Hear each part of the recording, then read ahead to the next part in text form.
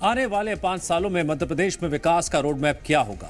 सरकार वो कौन कौन से बड़े फैसले लेगी जिसका आधार जनता का विकास होगा? जनता की उम्मीदें हैं इस नई सरकार से और इसी कड़ी में मध्य प्रदेश के मुख्यमंत्री डॉक्टर मोहन यादव मंत्रिमंडल के सदस्यों को भोपाल से लेकर दिल्ली तक चले लंबे विचार मंथन के बाद विभागों का बंटवारा हो चुका है। लेकिन अब सभी की नजरें मंत्रियों के जिलों के प्रभार पर टिकी हुई हैं। सूत्रों का कहना है मंत्रियों को किस जिले का प्रभार सौंपना है, इसके लिए हाईकमान ने सीएम को हरी झंडी दे दी है। सीएम की पहली कैबिनेट के बाद इसकी घोषणा हो सकती है। आज बात हम इसी मुद्दे पर करेंगे, लेकिन उससे पहले देखिए एक रिपोर्ट।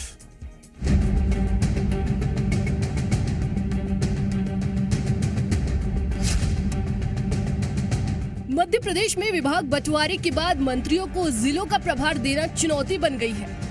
मंत्रियों को विभागों का बंटवारा तो कर दिया गया, लेकिन अब सभी की नजरें मंत्रियों के जिलों के प्रभार पर टिकी हुई है। बताया जा रहा है कि मुख्यमंत्री डॉक्टर मोहन यादव की पहली कैबिनेट के बाद इसकी घोषणा हो सकती है।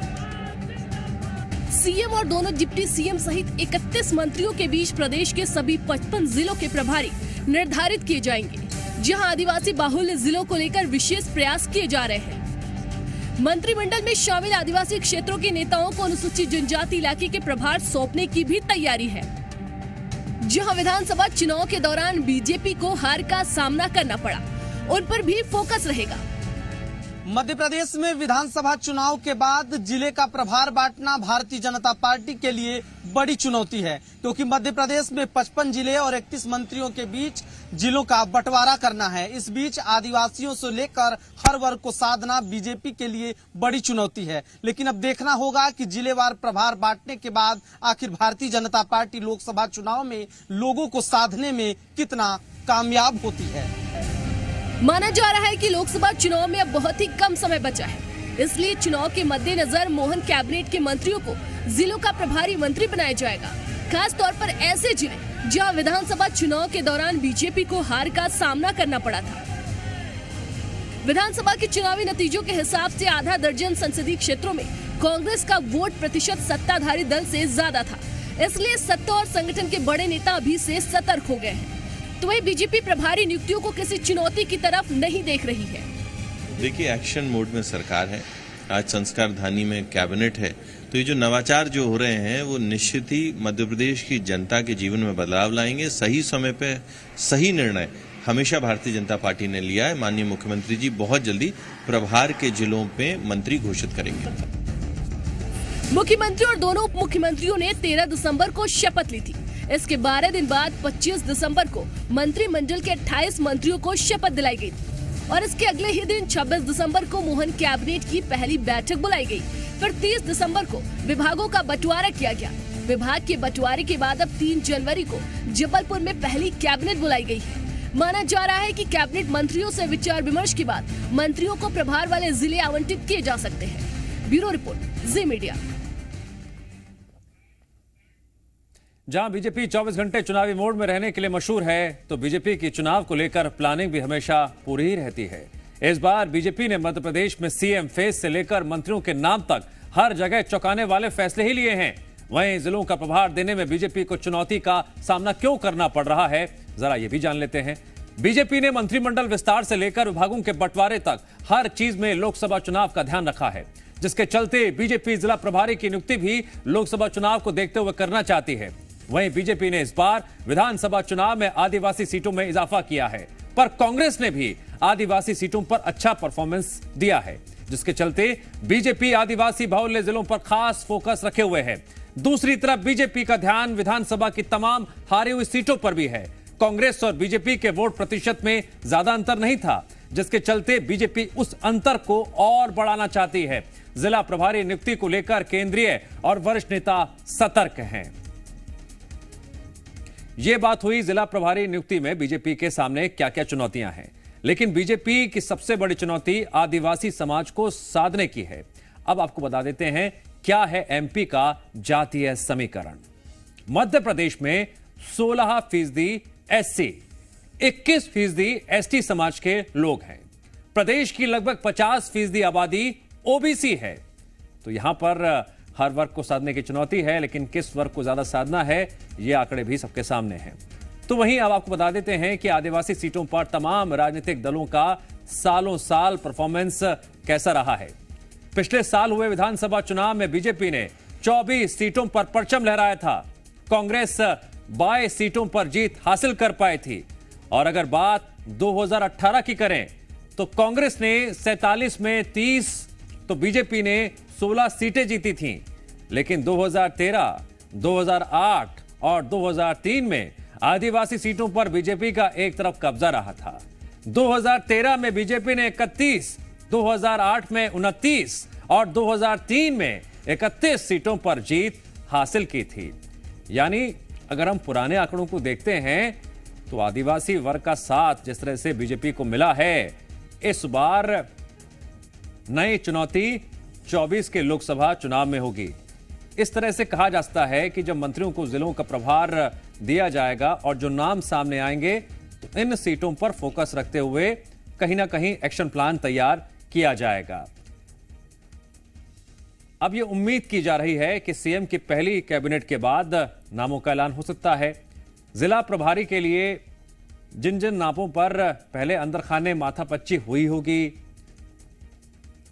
और साथ ही साथ जिन नामों को लेकर अटकलें लगाई जा रही हैं, ऐसे कई सवाल हैं जो अभी सामने आना बाकी हैं। जी मीडिया संवाददाता अजय दुबे जुड़ गए हमारे साथ इस खबर पर और अधिक जानकारी के लिए। अजय, हाल के महीनों में हम देख रहे हैं कि मध्य प्रदेश में अटकलें, सूत्र और चर्चाएं पीछे छूट जाती हैं और कुछ चौंकाने वाला फैसला आ जाता है। 24 की तैयारी को लेकर क्या अब जब प्रभार सौंपने की बात आएगी चौंकाने वाली खबर आ सकती है सामने क्या? देखिए, जब हम लोग बातचीत कर रहे हैं तो ठीक इसी समय जबलपुर संस्कार धानी में कैबिनेट की बैठक हो रही है। हो सकता है कि इस बात पर भी चर्चा हो रही हो क्योंकि मध्य प्रदेश के अलग अलग जिलों में प्रभारी बनाए जाने हैं, क्योंकि 55 जिले मध्य प्रदेश के पहले भी 30-33 जो मंत्री थे उन्हीं के सहारे समूचा मध्य प्रदेश था और अलग अलग जिलों का प्रभार सौंपा गया था। क्योंकि जो क्षेत्रीय मंत्री होते हैं जिन इलाकों से आते हैं, ज्यादातर ऐसा होता है कि जो प्रभावशाली मंत्री होता है जिस क्षेत्र में, जैसे महाकौशल की बात करें तो वहां पर पूर्व सांसद और लोकसभा सचेतक जबलपुर पूर्व से सांसद जो रहे हैं, जबलपुर पूर्व से माफ कीजिएगा, जबलपुर पूर्व से जो अभी मौजूदा वक्त में विधायक हैं राकेश सिंह, उनको प्रभारी बना सकते हैं। और नरसिंहपुर से बात करें तो प्रहलाद पटेल है। मालवा अंचल में चले जाइए तो कैलाश विजयवर्गीय हैं। उसके बाद राव उदय प्रताप महाकौशल से आते हैं। तो तमाम नेता हैं, उन तमाम मंत्री हैं, उन पर पार्टी मोहर लगाएगी क्योंकि लोकसभा का चुनाव है। और जिन नेताओं का जिन क्षेत्र में दबदबा है तो ज्यादातर भारतीय जनता पार्टी, पिछला इतिहास भारतीय जनता पार्टी का अगर देखें तो जैसे राजधानी की बात करें, राजधानी के साथ साथ ऊर्जाधानी की बात करें, ऊर्जाधानी में सिगरौली आती है। वहां पर पूर्व में शिवराज सरकार में विजेंद्र प्रताप सिंह जो है वहां पर प्रभारी मंत्री थे, क्योंकि खनिज ऊर्जाधानी कहा जाता है, कोयले का बहुत ज्यादा वहां पर प्राकृतिक संपदा है। इस वजह से जो है पूर्व में खनिज मंत्री को वहां पर बनाया गया था। इसी तरह अलग अलग जो सियासी समीकरण है, जाति समीकरण, उसके साथ साथ क्षेत्रीय समीकरण, वहां जनता क्या चाहती है उसको तमाम चीजों को देखकर भारतीय जनता पार्टी जिले का प्रभार मंत्रियों को सौंपती है।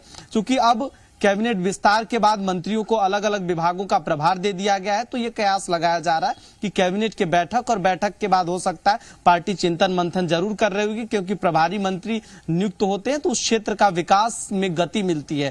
तो अब भारतीय जनता पार्टी कैबिनेट बैठक के बाद हो सकता है कि अलग अलग जगहों पर जो प्रभारी की बात कही जा रही है, क्योंकि जब हमारी भारतीय जनता पार्टी के नेताओं से बातचीत भी हुई, उन्होंने कहा कि एक सतत प्रक्रिया है, हर बार हम नियुक्त करते हैं। तो अब कैबिनेट विस्तार हो गया, उसके बाद विभागों का बंटवारा, तो प्रभारी भी जिले का बना दिया जाएगा। तो हो सकता है जल्द ही भारतीय जनता पार्टी अलग अलग जो है प्रदेश सरकार अलग अलग जिलों का प्रभारी बना दिया जाए। लेकिन लोकसभा का चुनाव सच है, लोकसभा के चुनाव में क्षेत्रीय समीकरणों के साथ साथ राष्ट्रीय मुद्दों पर जो है अजय, जिला प्रभारी नियुक्ति को लेकर जब भी नाम फाइनल होंगे और जब सामने आएंगे, लेकिन उससे पहले अंदर खाने आपकी चर्चा हो रही है, क्या समझ में आ रहा है किसका ज्यादा प्रभाव देखने को मिलेगा जब नाम फाइनल करने की बात आएगी? तो देखिए, प्रभारी नियुक्त करने की बात हो, अब भारतीय जनता पार्टी में अगर पहले देखें तो जिस तरह से नाम दिल्ली से लिफाफे में तय होकर आया, लेकिन मुझे लगता है कि प्रभारी होगा तो मध्य प्रदेश सरकार सक्षम है और बातचीत के जरिए साफ हो जाएगा, क्योंकि क्षेत्र लोकसभा का चुनाव है तो क्षेत्रीय समीकरणों को भी इस बार जरूर साधेगी, क्योंकि अलग अलग कई जिले ऐसे हैं जहां पर भारतीय जनता पार्टी को उतनी जो है बहुमत के साथ वोटिंग नहीं हुई है। वहां पर 25 से 26 जिले ऐसे हैं जहां भारतीय जनता पार्टी का प्रदर्शन बहुत अच्छा नहीं है। उन इलाकों में जातिगत समीकरणों के आधार पर भी भारतीय जनता पार्टी जो है प्रभारी बनाएगी। अब किसे बनाती है, क्योंकि अलग अलग अंचलों से बात करें कि भारतीय जनता पार्टी के पास इस बार चाहे वो मंडला से संपतिया उइके आती हो, चाहे चितरंगी से राधा सिंह की बात कर लें, जो अलग अलग जाति समीकरणों, चाहे ओबीसी हो, चाहे सवर्ण हो, चाहे एसटी एससी, आप देखिए कि कैबिनेट जब विस्तार हुआ था तो उसमें भी इन तमाम चीजों को ध्यान रखा गया है, क्योंकि भारतीय जनता पार्टी सभी को साधने की कोशिश कर रही है, क्षेत्रवार भी साधने की कोशिश करेगी। अब कैबिनेट ही आप देख लीजिए, कैबिनेट विस्तार की बात जो पहली कैबिनेट लगाई गई वो जबलपुर में लगाई गई और इसके बाद अब मालवा अंचल में उज्जैन की बात कही जा रही है कि उज्जैन में कैबिनेट का जब दूसरी कैबिनेट होगी तो उज्जैन में होगी, उसके बाद ग्वालियर, चंबल ग्वालियर में होगी, और बिंद की बात करें तो बिंद में, रीवा में कहा जा रहा है कि रीवा में कैबिनेट जो है तीसरी चौथी जब कैबिनेट होगी तो रीवा में होगी। तो इसी तरह क्षेत्रवार साधने के साथ साथ जाति समीकरणों को भी भारतीय जनता पार्टी साधेगी, क्योंकि जिस तरह से कैबिनेट विस्तार में साधा गया, ब्राह्मण चेहरे, ओबीसी चेहरे पर मुख्यमंत्री, उसके बाद ब्राह्मण चेहरा सामान्य वर्ग से राजेंद्र शुक्ल, जगदीश देवगड़ा को डिप्टी सीएम के रूप में एसटी वर्ग से साधे, तो तमाम जातिगत समीकरणों को जिस तरह से भारतीय जनता पार्टी ध्यान रखी है, सामान्य वर्ग से 11 मंत्रियों को एसटी ओबीसी अपने गुलदस्ते में कैबिनेट में तमाम वर्ग को साधने की कोशिश की है। तो इस बार जब प्रभारी बनाया जाएगा तो अलग अलग जिलों को वहां की भौगोलिक स्थिति, जातिगत समीकरणों और चुनाव को देखते हुए, लोकसभा का चुनाव, क्योंकि भारतीय जनता पार्टी को विधानसभा चुनाव में जीत मिल गई, लेकिन अब लोकसभा चुनाव में जिस तरह बार बार भारतीय जनता पार्टी के जो प्रदेश अध्यक्ष हैं विष्णुदत्त शर्मा, वो बार बार ये कहते नजर आए हैं कि इस बार 10% जो है मतदान का प्रतिशत बढ़ाना है, मतदान अधिक बढ़ाना है, क्योंकि विधानसभा के चुनाव में भी 6 से 7% जो है वोटिंग परसेंट बढ़ा है। तो इस बार भारतीय जनता पार्टी ये कोशिश कर रही है, क्योंकि 29 विधानसभा की सीटें हैं मध्य प्रदेश में और 29 में से एक ही सीट छिंदवाड़ा महाकौशल इलाके में जो आता है, छिंदवाड़ा में एक सीट जो है कांग्रेस के पास है। तो इस बार भारतीय जनता पार्टी की कोशिश है कि कांग्रेस की जो वो सीट है उस पर भी भारतीय जनता पार्टी की नजर है और मेरा बूथ सबसे मजबूत जैसे अभियानों के जरिए, अलग अलग अभियान के जरिए भारतीय जनता पार्टी वोटरों को भी साधेगी और प्रभारी मंत्रियों के जरिए भी उनको जिम्मा सौंपेगी कि लोकसभा का चुनाव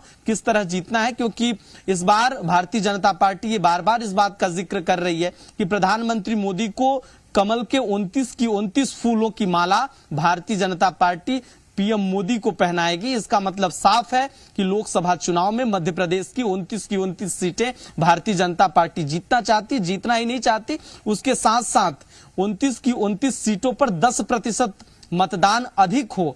इस बार जिस तरह से 48-50% के करीब भारतीय जनता पार्टी को वोट परसेंटेज मिला था, तो इस बार कोशिश है कि 60% के करीब भारतीय जनता पार्टी को वोट शेयर बढ़ने के साथ साथ बम्पर जीत मिले। इसके लिए भारतीय जनता प्रयास कर रही है। तो प्रभारी मंत्रियों को उसी आधार पर बनाया जाएगा कि लोकसभा चुनाव में, ताकि पार्टी वहां के क्षेत्रीय लोगों को जाति समीकरण के आधार पर वोटरों को साध सके। अजय, आदिवासी वर्ग का जिक्र करना भी बहुत जरूरी रहता है, क्योंकि इस बार बीजेपी को विधानसभा चुनाव में आदिवासी सीटों पर पहले के मुकाबले अच्छा खासा फायदा हुआ है। ये समीकरण और ये आंकड़ा कितना प्रभाव डालेगा नाम चुनने के दौरान? देखिए, बिल्कुल हर वर्ग को साधेगी, तो चाहे आदिवासी हो, चाहे अनुसूचित जाति जनजाति हो, चाहे सामान्य वर्ग हो, चाहे ओबीसी वर्ग हो, कि वो ओबीसी वर्ग का भी बड़ा आबादी है मध्य प्रदेश में, 50% के करीब ओबीसी वर्ग है मध्य प्रदेश में। एसटी एससी 47 सीटों, पूरे अगर एसटी एससी और अनुसूचित जाति को देखा जाए तो करीब 82 सीटें ऐसी हैं मध्य प्रदेश में विधानसभा की जो प्रभावित करती हैं अलग अलग जातियों को। ST SC और SC को। तो इस बार जरूर है, चाहे महाकौशल का इलाका हो, उस इलाके को साधने के लिए, क्योंकि अब आदिवासी वर्ग से फग्गन सिंह कुलस्ते आते थे, मध्य प्रदेश के बड़े चेहरे के तौर पर देखे जाते थे, केंद्र में मंत्री थे, लेकिन वो विधानसभा का चुनाव हार गए। तो ऐसे में संपत्तियां उइके वहां से आती हैं। तो ये साफ तौर पर है आदिवासियों को साधने के लिए, क्योंकि भारतीय जनता पार्टी जल जंगल जमीन की भी बात करती है। तो तमाम जो सरकार की जन कल्याणकारी योजनाएं हैं और प्रभारी मंत्री के आश्रय जरूर साधने की कोशिश करेगी, क्योंकि इस बार लोकसभा का चुनाव में भारतीय जनता पार्टी हमेशा मिशन मूड में ही रहती है। तो अभी से ही तैयारियां भारतीय जनता पार्टी विधानसभा चुनाव से भी पहले कर दी थी। विचार विमर्श हो रहा होगा या नाम लगभग फाइनल हो चुके होंगे, बस सामने आना बाकी है, इंतजार कीजिए। अजय, जानकारी के लिए आपका शुक्रिया। और आगे देखिए 3 मिनट 30 खबर।